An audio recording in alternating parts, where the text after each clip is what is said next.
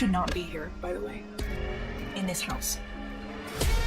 I found a camera. I think something else happened here.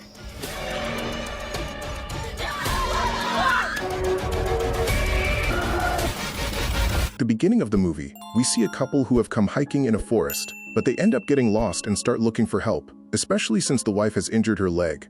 After walking for a while, they spot a large house deep in the woods. The husband leaves his wife outside and goes inside the house to look for help. The main door is locked, so he enters through the basement. Inside, the house is completely empty, and the telephone line isn't working either. Meanwhile, outside, the wife notices something in an upstairs room. We then see someone secretly recording her with a camcorder. Inside the house, the husband hears a noise coming from the upper floor and goes to check it out. At the same time, we notice something strange. When the wife looks directly at the camcorder, she suddenly becomes possessed.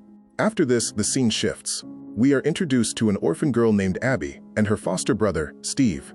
Steve has come to Abby's apartment, which actually belongs to her foster sister Laura, and Abby has been secretly staying there. Steve is there for a reason. He's a private investigator. He tells Abby that they finally found information about her real parents and gives her the contact number of a childcare officer. Abby calls the officer, who later visits her and reveals that her parents are no longer alive. However, their house is still intact, and Abby is the rightful heir to it. This means she no longer has to live in someone else's place. She can even sell the house if she wants. At first, Abby doesn't plan to sell it, but after Laura calls and verbally abuses her, Abby decides to sell the house so she can move to the city and buy a small apartment where she can live peacefully. After this, without wasting any time, Abby packs her belongings and heads out to check on her house. The house is located deep in a remote, isolated forest, far away from the city. There's no taxi service available to get there. So after getting off at the train station, Abby stops by a bar, but the people there aren't happy to see her at all, and they all refuse to give her a ride. However, a guy named Kyle agrees to drop her off at her house. Kyle tells Abby that no one likes to go anywhere near that place, which is why no one was willing to help her. So the problem wasn't Abby, it was the location of the house itself. We also noticed that Abby and Kyle seem to like each other, but Kyle has work to do, so he eventually leaves. After that, Abby goes inside the house and carefully checks everything. The house itself is in decent condition, but everything inside is scattered and messy. She even finds an old bottle of alcohol. Abby continues exploring and heads upstairs where she finds her old swing with a doll placed inside it. Near the window there's a camcorder, and inside a box she discovers a bunch of tapes. This is the same house shown at the beginning of the movie, and it turns out someone had been recording that mysterious lady using that camcorder. Anyway, after this, Abby gets a call from Steve and steps outside. Steve tells her that he got a call from a real estate agent who can help sell the house. He asks Abby to send some pictures of the property, then hangs up. As Abby heads back inside, she notices someone in the upstairs room, but she brushes it off, thinking it's just her imagination. Later that night, Abby connects the camcorder to a TV and starts watching the tapes. The recordings show her mother, Cameron, and her father, Jason. Seeing them makes Abby really happy. One strange detail though, Cameron and Abby look almost exactly alike. As Abby continues watching, she suddenly notices a glitch on her mother's face in one of the tapes. For a split second, it looks like another woman's face is overlapping Cameron's, and that face is staring directly at Abby. But Abby is too emotional and distracted to pay much attention, and she keeps watching the tapes until she eventually falls asleep. While Abby is asleep, we see someone standing outside her room watching, and then silently, they walk away. The next morning, Abby tries on her mother's dress and finds a report revealing that her father, Jason, had a neurological condition and didn't have long to live. Later, Abby goes out for a jog, comes back and takes pictures of the house so she can sell it. After that, she goes to take a shower, but when she comes back, she hears footsteps coming from downstairs. She goes to check and notices that the camcorder is now lying near the window. When she looks through it, she sees something terrifying, a man standing outside the window. But that man was only visible through the camcorder. So Abby assumes the camcorder might just be malfunctioning since it's quite old. Anyway, shortly after, Kyle shows up. He came to check if Abby was okay, but Abby starts questioning him about what really happened to her parents.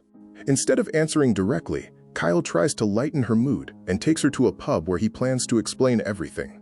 There, Kyle tells Abby that she'll have to uncover the truth about her parents on her own. He then shows her an old news video, and Abby learns that many years ago her parents died by suicide, basically by setting themselves on fire. Abby, however, somehow survived, but the mystery behind it remains unsolved. The most terrifying part, 13 bodies were found in that same house, all badly disfigured, and they were all her mother's patients. Cameron, Abby's mom, was a therapist. As for Jason, only his teeth were recovered because the rest of his body was completely burned. That's the reason people in town dislike Abby. In fact, they avoid even going near that house. They believe Abby's mother was a witch, and that Abby is one too, just like her. Suddenly, a man shows up and starts yelling at Abby, telling her to leave. Kyle steps in and takes Abby away from there.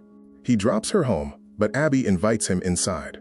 They talk for a bit, and Kyle places his cap on the table. It's clear they have feelings for each other, and things start to get intimate. Later that night, while Abby is asleep, Kyle quietly gets up to leave. But then he hears a TV playing in another room. When he goes to check, he sees something shocking. The TV is playing his own live footage. At first he thinks it's some kind of prank, but the moment he looks toward the camcorder, something takes over him, just like the possessed woman from the beginning. On the TV, we see two demonic hands grab Kyle's face and rip it apart from the middle. But those hands are only visible on the screen. The next morning, Abby realizes that Kyle is nowhere to be found.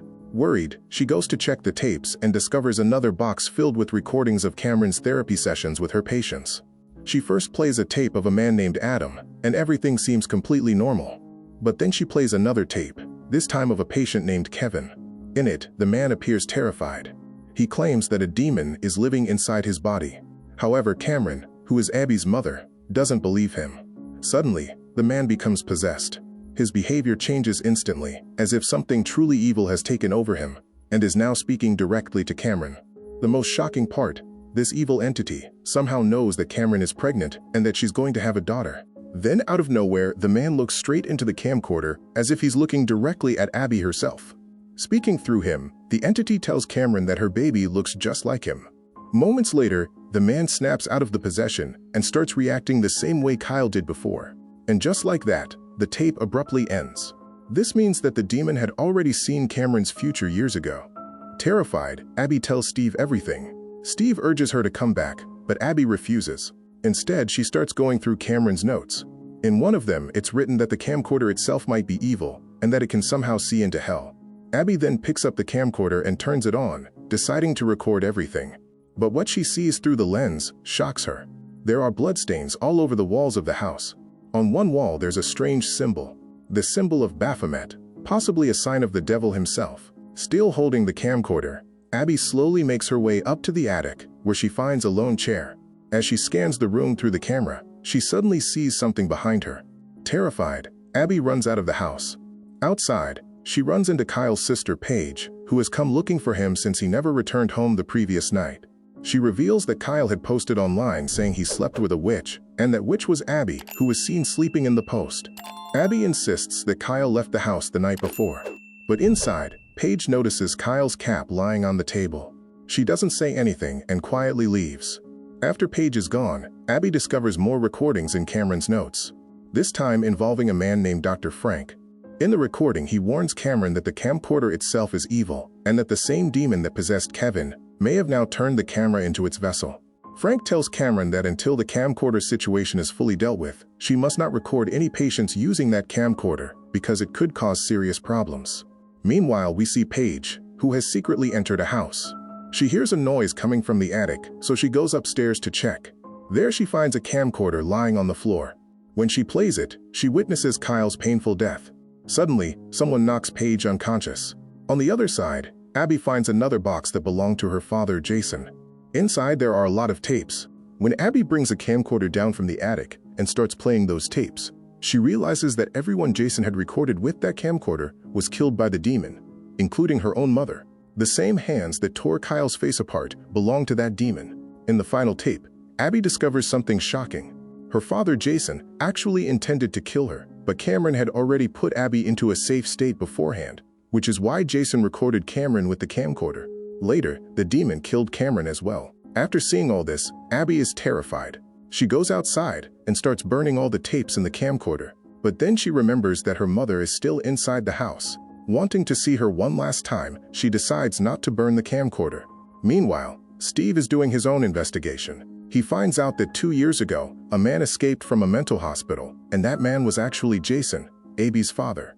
Yes, Jason had pulled out all his teeth and placed them on another man's body, removing that man's teeth to make it look like he was dead, essentially staging his own death. After escaping, Jason eventually lost his sanity due to a neurological condition and was taken back to a mental hospital, though no one knew his true identity.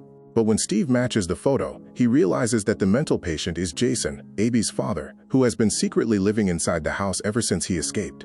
That means from the very beginning, the person recording everything with the camcorder and the shadow people kept seeing was Jason himself. In fact, the one watching Abby while she slept was also Jason. Anyway, using the camcorder, Abby is now able to see the spirits of everyone who was killed by the demon inside the house. She even sees her mother Cameron's spirit and follows it all the way to the barn. A terrible stench is coming from inside the barn. As Abby follows Cameron's spirit into it, she finally comes face to face with her father, Jason. And there we also see the dead bodies of the couple who were killed at the beginning of the movie. Anyway, Jason knocks Abby unconscious and ties her up. At the same time, he had already tied up Paige, meaning Jason was the one who knocked Paige out too.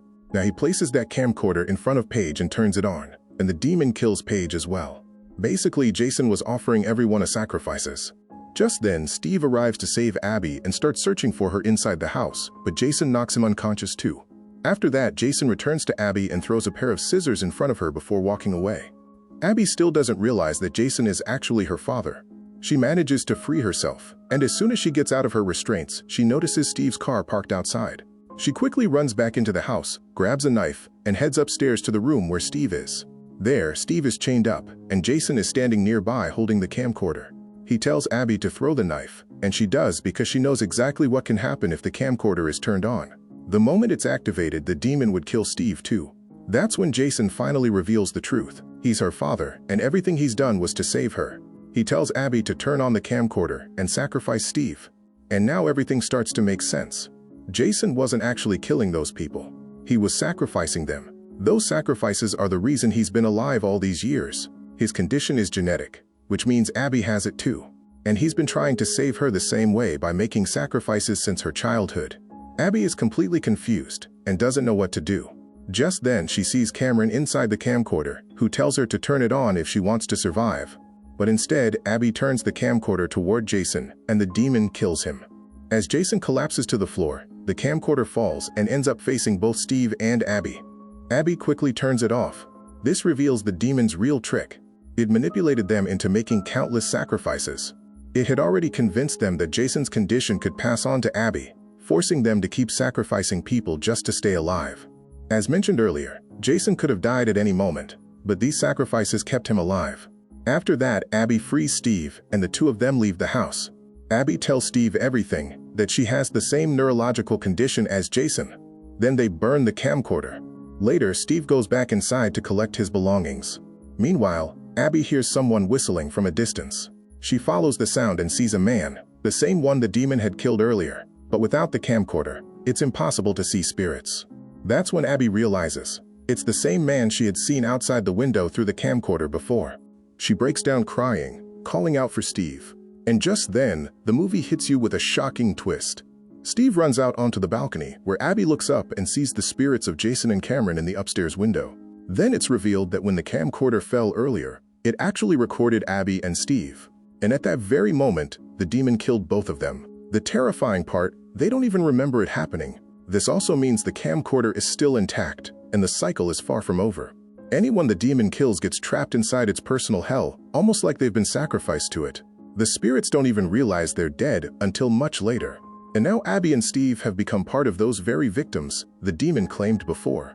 In other words, this evil camera will keep hunting new victims. With this, the story ends here. Let me know your thoughts in the comment section, and also subscribe to this channel for more stories like this.